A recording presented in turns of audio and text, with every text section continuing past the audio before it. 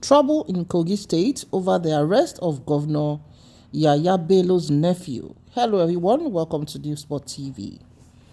Political pressure and civil society groups in Kogi State are up in arms over the EFCC's arrest of Ali Bello, a nephew of the governor of the state, Yahaya Bello, for alleged money laundering. The state government, through its information commissioner, Kingsley Fanwo, accused the EFCC of harassment and intimidation.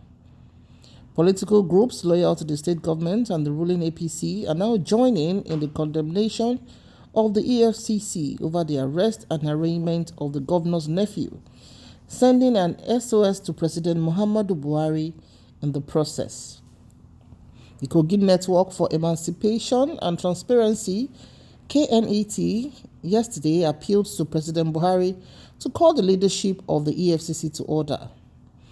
A statement issued by the group's executive director, Mr. Musa Okpadotsun, in Lokoja stated that the call became imperative if the current government must sustain its fight against corruption.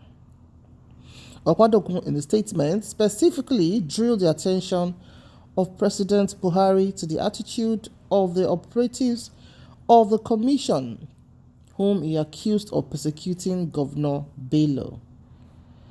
The call is pertinent because we have observed a certain pattern whereby some elements have decided to use the esteemed organization to rubbish and malign the person and the office of Governor Yahaya Bello, Okpadotsun wrote.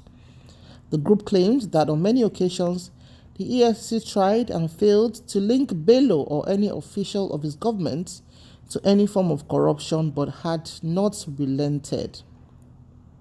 According to the group, the pattern of persecution of the governor began when Bello, decided to contest the presidency.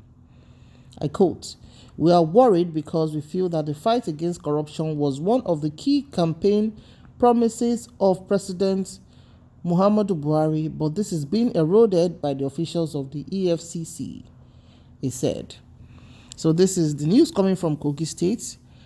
Recently the nephew to the governor was alleged to be involved in fraud.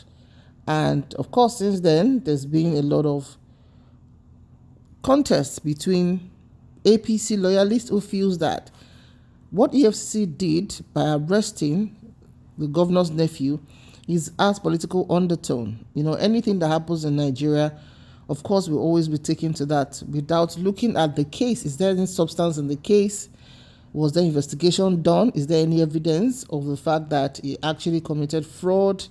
And from what point did the money move in and all of that?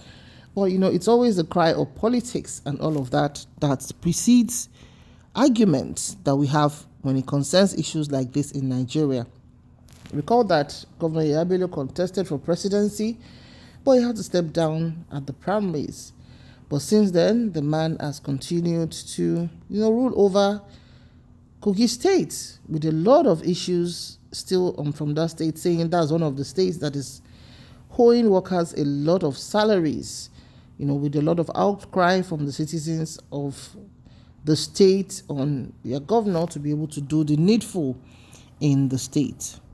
So with this being said now, with the outcry and SOS they've sent to President Muhammadu Buhari to intervene in the matter, is he going to get an express release? Are they going to release the nephew? Is that going to be the end of the discussion about it? Or the EFCC will still go on and all of that? This political dispensation is not, absolved of not being involved in corruption and its officials. In fact, right now, as you are struggling with the alleged fraud, in fact, they said the biggest fraud in the history of the CBN governor involved in trillion naira fraud and all of that. So what else is expected even from people who are governors and other political orders in the country? What's your opinion on this? Kindly drop your opinion in the comment section below. Thank you very much for watching. Please stay safe out there.